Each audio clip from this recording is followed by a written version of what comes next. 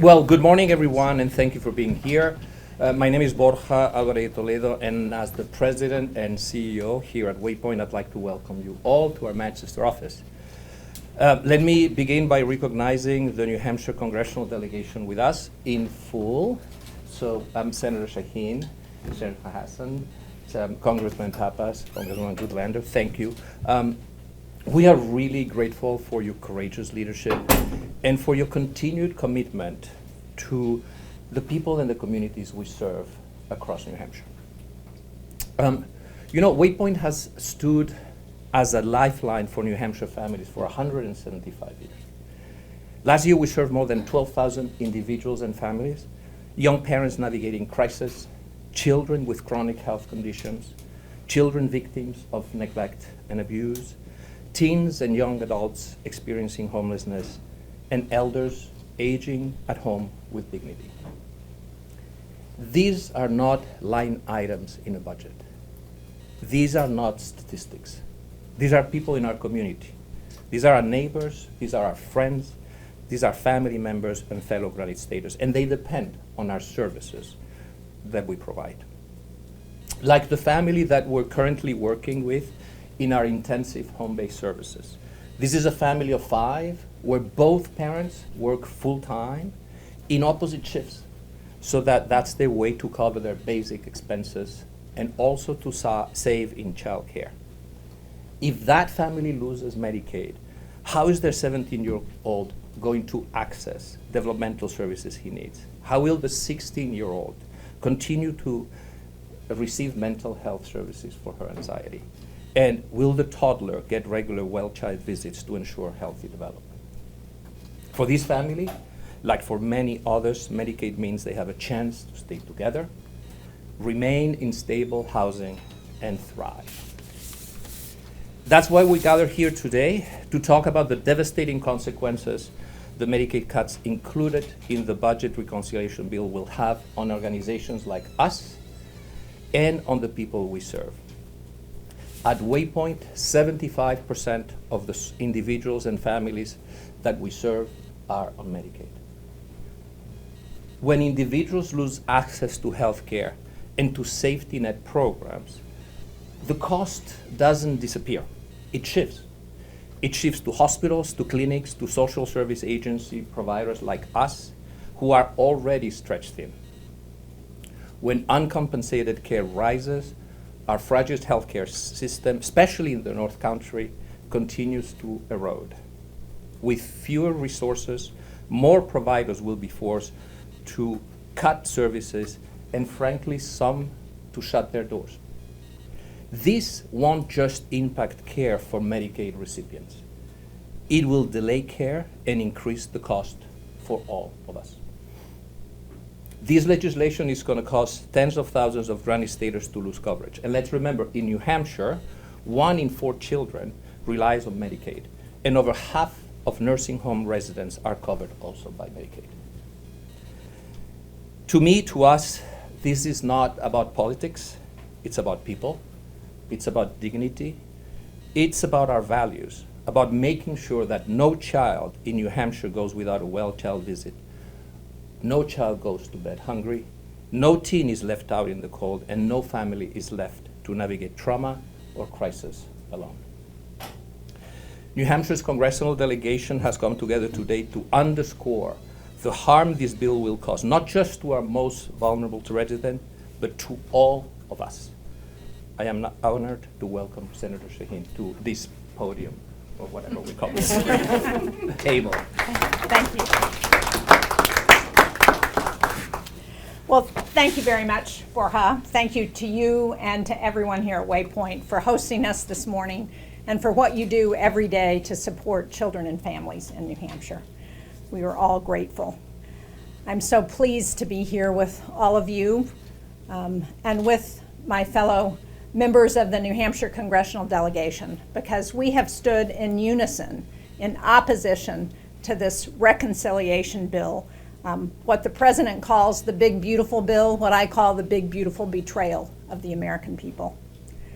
Last week, Congress passed President Trump's signature domestic policy legislation. This bill takes food and health care away from seniors and families to give trillions of dollars more to corporations and to the wealthiest. As a result, the bill explodes our deficit. The passage of this bill means that 45,000 Granite Staters are expected to lose health care coverage. 88,000 in New Hampshire could be affected in terms of their health coverage. Premiums are going to rise for those on the individual market. County nursing homes and rural hospitals in New Hampshire are especially at risk. And you know what really struck me as I was watching the president and my Republican colleagues celebrate the passage of this bill? I remember, as I know Maggie does, when we defeated the effort to repeal the Affordable Care Act. And we celebrated because we knew that millions of Americans were going to continue to have access to health care. Our colleagues in the Senate and in the administration are celebrating because millions of Americans are going to lose their access to health care and all that means for their families. On top of that, thousands in New Hampshire are expected to lose access to SNAP benefits, so food assistance. That includes working parents, children, and seniors. The bill also eliminates tax credits for energy efficiency and clean energy, so families will lose their access to LIHEAP, the low-income heating assistance program. And while families in the bottom third of incomes are expected to pay over $700 more each year through lost benefits and higher costs, this bill gives people making over $2.5 million a year, so the top 0.1% of people in this country, not the top 1%, the top 0.1% of people, they're going to get an average tax cut of $250,000. I don't think this is what the people in New Hampshire want to see, and it's certainly not what Americans deserve. At a moment when tariffs are already squeezing Americans' cost of living, Congress should be doing better.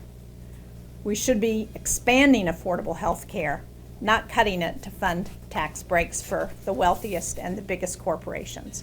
We should be helping parents with housing and childcare, not turning our backs on them. We should be fighting hunger, not cutting food assistance. We should be lowering food and energy costs and not making them worse. We could have extended tax cuts for everyone making under $400,000 a year. We could have done that without cuts to health care and food assistance. We could have done it for less than half the cost of this bill.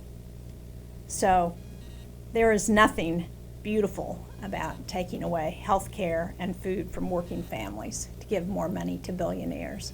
And I am proud to stand with my colleagues in New Hampshire's Congressional Delegation to continue to do everything we can to fight the cuts that are in this bill.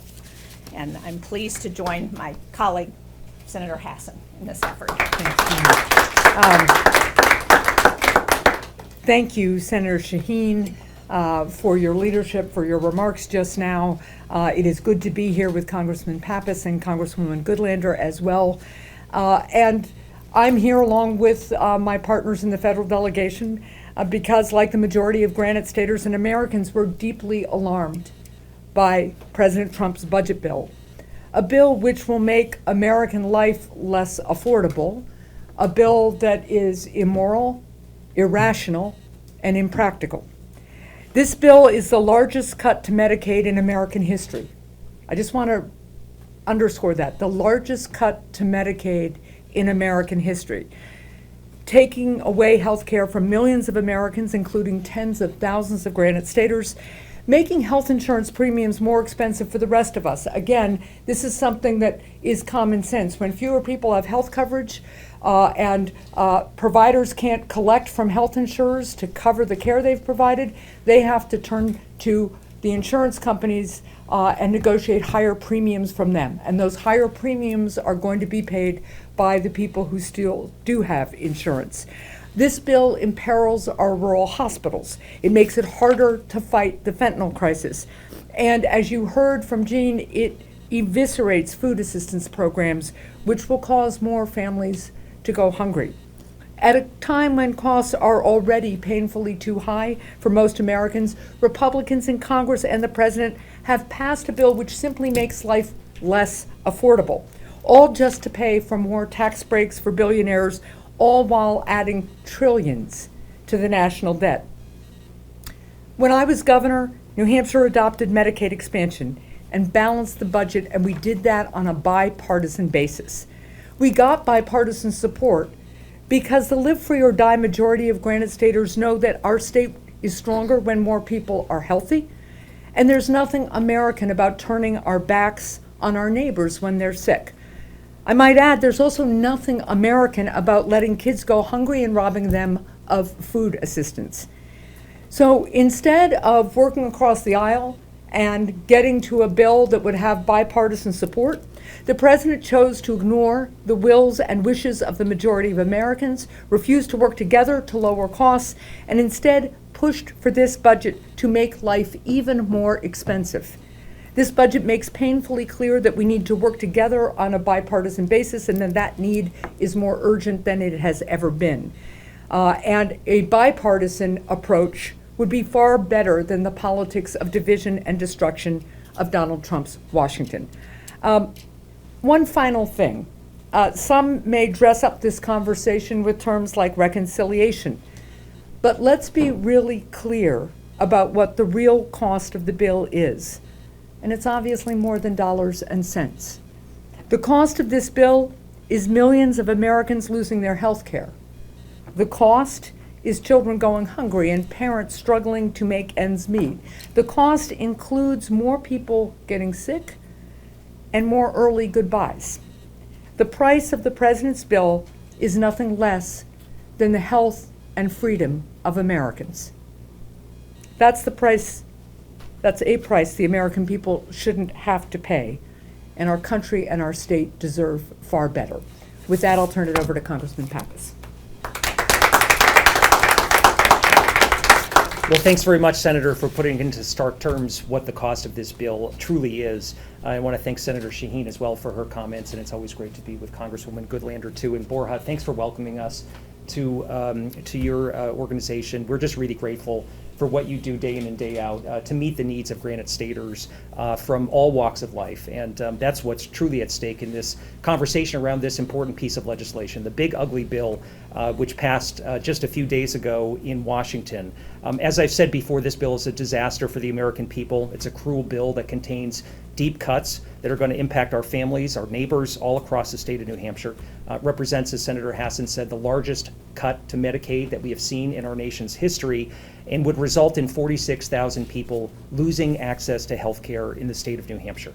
We also know that for food assistance, at a time where food insecurity continues to grow in the Granite State, 77,000 people in New Hampshire that receive SNAP benefits are at risk of losing them altogether or seeing drastic cuts to the assistance that they get to be able to afford to put food on the table for their families.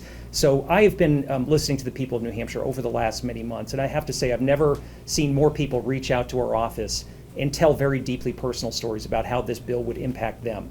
I think the numbers were running about 100 to 1 against this piece of legislation, so this is decidedly unpopular here in New Hampshire.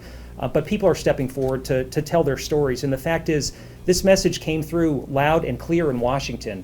But the fact is, our colleagues across the aisle, it's not that they didn't hear it, it's that they didn't listen to what people were actually saying. They didn't heed the calls from their own constituents who were talking about the disastrous impacts for their own families. I think about Dan from Manchester. He's a senior citizen that wrote to our office about how SNAP ensures that he can put food on the table for his family.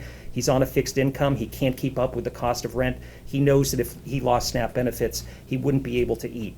I think about Martha from Somersworth. She's raising her 15-year-old grandson while battling cancer and living on a fixed income. Without SNAP, she couldn't keep food on the table for herself as well as for her grandson.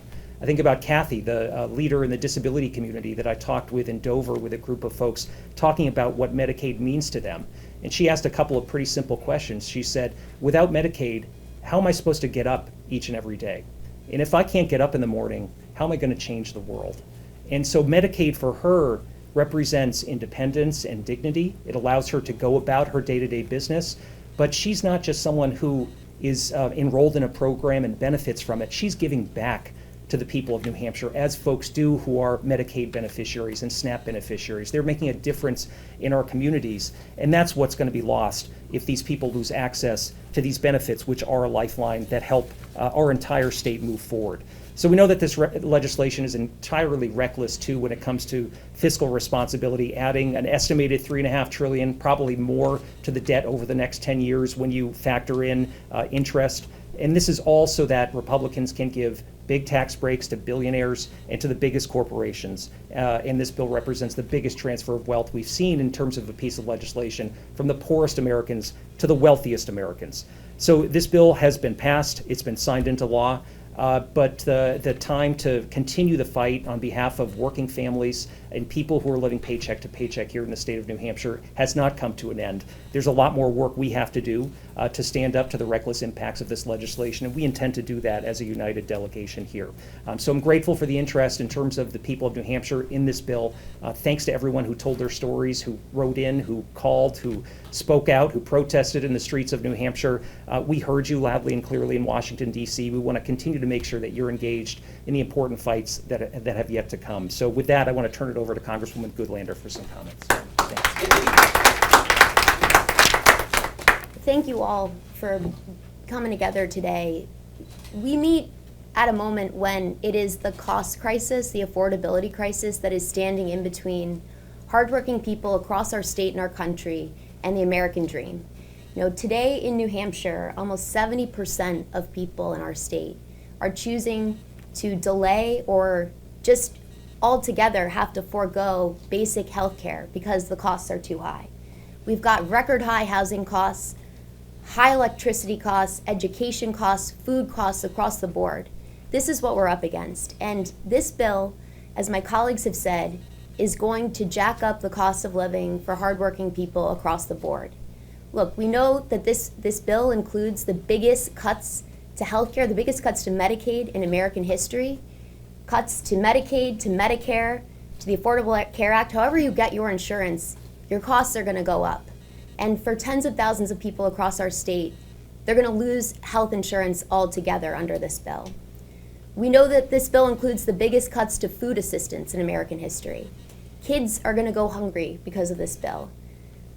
We know that this bill is going to blow a hole through the debt ceiling. It's going to jack up our national debt by trillions of dollars. And look, as my colleagues have said, what is this all for? It is to give a tax break to people who do not need it. This bill is senseless, it is cruel, and its effects, as we heard from you, Borja, and as I've heard from healthcare providers and hardworking people across our state, they're going to be devastating. I want to thank you for the stories that you've shared. People across our state have stepped up. You know, for 175 years, Waypoint has been helping people in their moments of true need all across our state. And I'm grateful for the work that you do. And I'm amazed by the work that I've seen from people around our state who are showing up and stepping up, who are sharing their stories, and their painful stories, because this bill is going to cause true devastation for hardworking people. You know, we worked very hard in Congress to try to educate our colleagues and to try to summon the spirit of Senator John McCain, who I was so proud to work for, and who, together with Senator Hassan and Senator Shaheen, prevented the biggest cuts to healthcare that we were up against during the first Trump administration. We didn't succeed in Congress this time around, but what I can tell you is that we are going to have to work together like never before to educate the people of New Hampshire about this bill, to work together to cut through the red tape that this bill is imposing on hardworking people who are already up against an affordability crisis like they've never seen before. We're going to have to work together like never before, and that means we're going to have to continue to share the stories of people who are really facing in their dollars and in their lives the costs of this bill. You know, when we voted on this bill in the House, in my heart were the people who I spoke to who told me, so many people, cancer patients battling aggressive forms of leukemia, cancer survivors who said to me, if this bill were law today, I wouldn't be alive. And that should give everybody pause. We've got a lot of work to do to educate people and to be sure that we can protect against the worst impacts of this bill. And that is what we will all be dedicating our time and energy to, and really look forward to working alongside you and all of our partners in this effort. So thank you all. Thank you, Congresswoman Goodlander, Congressman Pappas, Senator Hassan, for standing strong for the people of New Hampshire in this country. I think we'd be happy to answer any questions. So, If you could identify yourself. I'm Will Skipworth with the New Hampshire Bulletin. Congressman Pappas said there's a lot that y'all are ready to do to stand to fight this bill in the future, and you all kind of hearkened at that. What specifically are y'all looking to do to fight this going forward now that it's already passed? Well, let me tell you what I'm thinking, and then certainly my colleagues will do the same. But one of the things that is kind of lost in this conversation is that this, as several people alluded to, is a mass cost shifting from the federal government to state and local governments. So my motto is to call everyone. Call your local official, call your legislator, call the governor's office, call the congressional delegation, talk to your social networks. Let people know what the impact of this is, because I don't know how the state of New Hampshire, given its current budget situation, is going to be able to afford the additional costs of trying to help people who are being hurt by this bill. So not only is there a huge human impact, as everyone here has said, but there are going to be major costs to everyone. So lest you think you are not affected by this bill, think again, because your health care premiums are going to go up, your property taxes are going to go up, your costs in New Hampshire are going to go up because of this legislation. Yeah, and I think I would just add, we will continue to encourage people to speak up, tell their stories. I keep thinking we are going to get to a time when people don't have to share their personal, deeply personal stories and pain in order to see change. But in fact, we're still at a place where people have to speak up and say, this is the way this is going to impact me. We will work with Waypoint and all of the brother and sister organizations that support people in need to try to mitigate the impacts on individuals. But I think one of the things that is really clear, and I want to underscore, is that given the impact of the Medicaid cuts on our providers, it may not matter, in fact, it will not matter what your insurance card says as to who covers your health care. If more providers close, especially pediatric providers, Medicaid is one of the basic revenue streams for pediatric providers across the state and across the country. And the head of the American Pediatric Association just 2 weeks ago, I think, pointed out that this will create child health care deserts in our country because pediatricians and pediatric specialists won't be available even if you can get to an emergency room with your child undergoing a medical crisis. Your appointments will take longer. And it won't matter whether you have private insurance or whether you have Medicaid, because the number of providers is going to be reduced. And so we're going to continue to encourage people to speak up, tell their stories around the country, and continue to push our Republican colleagues to make changes here and reverse course. At the end of the day, we needed 4 Republicans in the United States Senate to vote with us. We came close, but clearly the pressure of Donald Trump and the pressure of the very wealthy patrons who are sponsors of a lot of our colleagues in their political campaigns outweighed the needs of their constituents, and that's got to change. Yes. Colin Booth at the Granite Post. I'm wondering if you could just talk in broad strokes about the downstream economic impacts that these cuts will have, just going off of what you just said. Yeah. How other aspects of life in Granite State could be affected. Sure. Well, you think about federal programs, and Medicaid dollars that come to New Hampshire, billions of dollars annually. That's a difference maker in terms of the delivery of health care, but also in terms of how our economy works. And I remember when then Governor Hassan was having conversations on a bipartisan basis in New Hampshire about expanding Medicaid. The talk was around the difference that those dollars can make for our economy. The fact is we have made a lot of progress in terms of expanding access to healthcare in New Hampshire over the last many years, at improving access to mental health, to treatment services in New Hampshire because of expanded Medicaid. So those dollars are really important in terms of the networks of providers that are available for people to seek care, but also in terms of the economic vitality of our communities. And those were the kinds of conversations that I was trying to have with my colleagues across the country, people in districts that you know are going to be impacted adversely with drastic cuts to Medicaid. Oftentimes, the largest employer in their district is a major hospital system.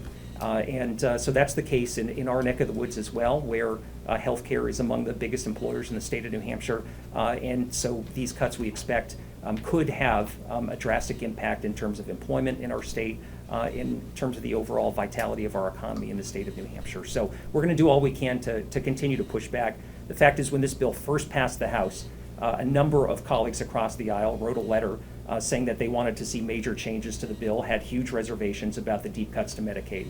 When it passed the Senate, I believe Senator Murkowski also said she hoped the House would make additional changes because of the deep cuts to Medicaid. So I think people got the fact that this was going to adversely impact their districts in a number of different ways in terms of health outcomes and economics, but still went along and voted with the bill. So we'll look for opportunities, I think, to find ways to mitigate the damage from this and perhaps roll back some parts of this legislation. But we're going to be, really focused on what we can do in New Hampshire to tell the story of this legislation, its impacts, and to try to raise those concerns in Washington where we can. Yeah, I just add on healthcare costs. I mean, we know that it's actually remarkable that the bill got worse after Chris and I voted on it in the House the first time. In the dead of night, after 2 all-nighters, they pushed this bill through the House. They sent it to the Senate. The Senate managed to make it even worse for New Hampshire. By some accounts, the healthcare cuts in this bill got dramatically worse. New Hampshire was one of the hardest hit states by one recent study that I saw. Costs are going to go up for everyone. And like Chris said, I mean, when we talk to our colleagues who are in districts in states like New Hampshire, where rural hospitals are literally the lifeline for so many people who are otherwise in a healthcare desert and who are right now working round the clock to keep their doors open, to stay in business, this bill is going to make it so much harder on a number of fronts. It's going to raise healthcare costs. We haven't talked much about the ways in which this bill is going to jack up energy costs. But look, this bill is a big gift to the People's Republic of China. It really is, because we had an opportunity to become the clean energy superpower of the world for reasons that I can't wrap my head around. We are just in its infancy, cutting off our ability to be that clean energy superpower, because it seems like it's an ideological attempt to create a wedge issue out of what is a basic cost of living issue for New Hampshire. We have some of the highest energy costs in the country, and costs will go up under this bill. Paul Steinhauser from Fox News and the Concord Monitor. Thank you for doing this. We appreciate it. You've all been very vocal about your opposition to the bill and how detrimental it is to the nation. I'm wondering what your constituents and the base of the Democratic Party are saying, because you speak to your constituents in the base quite often. Do they want more than just words? Are they looking for more action that maybe you can't supply right now since you're in the A new president, maybe? Yeah. To Chris's point, the calls are coming in overwhelmingly against this bill to our offices from people in New Hampshire. People understand what it's going to do. They mobilized. Their voices are important, and they will need to continue to speak up. This is a democracy, and the American people have to let their elected leaders all across the country know how unacceptable this bill is. We will continue to try to find ways to mitigate its impact and get our colleagues to change some of its provisions. But at the end of the day, as I said, they seem to listen more to Donald Trump than they do to their own constituents. And we need to continue to push against that. And our constituents, and I will say the outreach to our office has come from people from all political perspectives, people who self-identify as a Republican or a Trump voter or an independent or a Democrat. They all, the calls are just overwhelmingly against this legislation and against what it will do to our state and our country. Will Skipworth again with the New Hampshire Bulletin. Can we just do Adam Yeah. Sexton first? Channel 9, sorry, off-topic question for the senators here. There's a legal resident alien from Canada living in Peterborough who says he's been denied re-entry to the United States. I think he's reached out to your offices. I'm not sure if you're familiar with this. He's lived in the United States for 40 years and is now blocked from re-entering the country. I'm just wondering if there's anything you guys can say about that, or if you've heard of this case at this point. I am not familiar with it, Adam, so I'm not going to comment. Yeah, I mean, I will just add, we have standard procedures in our case, in our offices when people reach out with a situation like that. Unfortunately, as you know, the Department of Homeland Security is ignoring a lot of the processes, including basic due process, that would prevent situations that shouldn't happen from happening. But we will check in with our offices, and there is a standard protocol we go through to try to see if there are ways we can be of assistance. Final question? Kevin Landry with the Union Leader. Senator Hassan, you referred to early goodbyes, and I think Congresswoman Goodlander made another statement. You share the view of some Democrats in Washington that this bill is going to cause some people in New Hampshire to prematurely die. I think it is very likely when you have less health care accessible, it will mean that some people who need health care urgently will find that that health care is delayed. In combination with the cuts to the NIH and the freezing of some research grants, what we are seeing is a real devastation of our research capacity. And as you know, there are many people who are patients who are enrolled in research and clinical trials whose lives literally depend on those trials continuing. When it comes to healthcare cuts like this, what the doctors who I have talked with, especially around pediatric care, have just made very clear is the longer you have to travel in a medical emergency, the more likely that you may in fact lose your life on the way to a healthcare provider. And I hope that doesn't happen, and I know our healthcare providers will work as hard as they can to prevent that from happening. I know all of our community partners, Waypoint that does home and community-based care, will try to do their best to get people to healthcare, right time, right place, right provider. But we are looking at cuts that will make it much more likely that people will have to travel further distances to the hospital and have to wait longer to see a healthcare provider. Will probably also skip preventive care and diagnostic screenings because they don't have coverage to do that. And as we know, that leads to early and untimely death as well. But you know, Kevin, the most devastating comment I heard from someone as I was traveling around the state, I heard from a lot of people, as Chris described, who talked about the difference that Medicaid had made for them. But when I was up in Berlin, I talked to a man who had had substance use issues, and he talked about the fact that without Medicaid and the center that he is able to go to get help, he would have taken his own life. Yeah. And he said, there are a lot of people like me around the state who without this kind of assistance are not going to have a reason to continue to live. Thank you all very Thank you all much. very much. Thank you so much. Thank you. Thanks. This is fantastic.